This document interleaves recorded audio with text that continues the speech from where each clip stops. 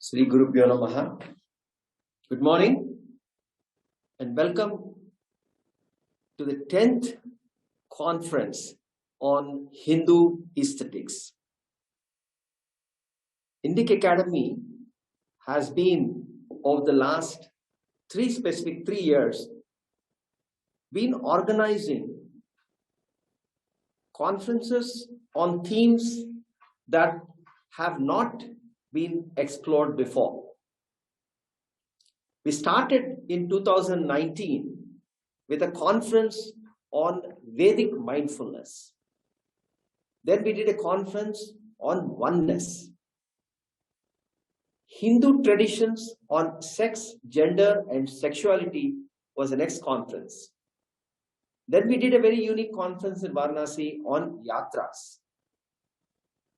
We did a conference on rituals, indigenous sustainability, philosophy and praxis of yoga, Indic knowledge systems and Puranas, Hatha Yoga textual traditions.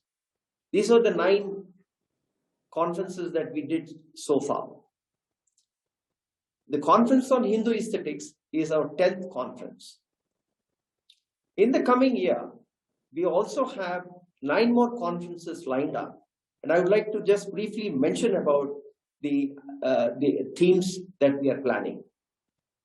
Next month, we have a conference on Hinduism and modern psychology. In September, we have a conference on Western Buddhism.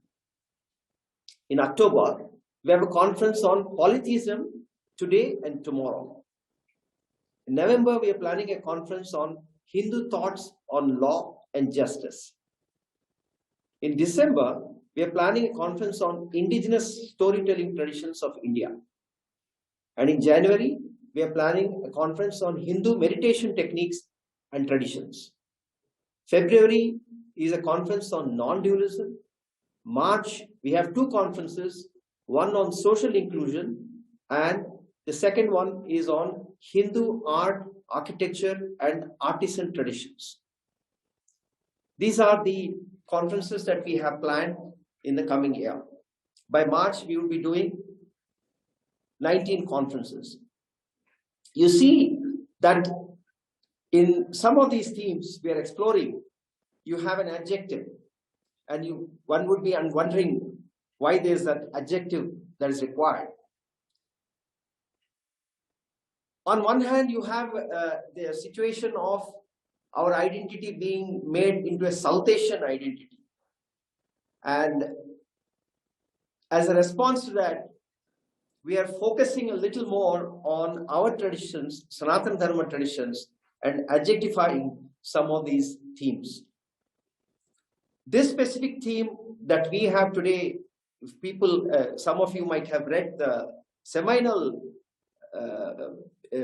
concept paper by Dr. Nagaraj Paturi, and he will explain when that kind of a focus comes in, the areas that have not been explored come out, and there's a torch that is thrown on very, very interesting areas. So this conference, we have 20 speakers, and apart from that, we have 4 very distinguished speakers: Dr. Padma Subramaniam, we have Satabdani Ganesh, we have Vinod Vidwans, and we have K.S. Kannanji. 4 of them very, very venerable scholars. They will be throwing some light on this topic. And apart from that, we have 20 speakers. I would urge all of you as scholars and listeners to understand that scholarship ultimately, what's the journey of a scholar? And the way we're thinking of the journey of a scholar at Indic Academy is that once we do an event and a scholar presents a paper, eventually that paper has to be converted into a book. We have started a publication division. We have recently published a PhD thesis by Dr. Deepak Doraiswamy. These scholarly books now have to be converted into courses. We've converted Dr. Dipa Doraiswami's thesis into a course on the temple Agama traditions. We have now launched a platform for courses, online courses. And what our plan is to convert all this scholarly knowledge into books to courses. From there, we are now looking at publishing coffee table books. We are now launching on a mission mode to bring out 100 coffee table books over the period of next 3 years.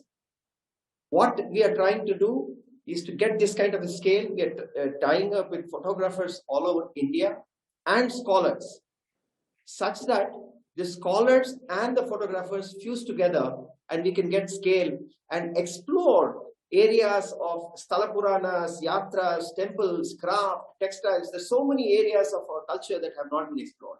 So you see, from a course, we move to a coffee table book, but it doesn't stop there.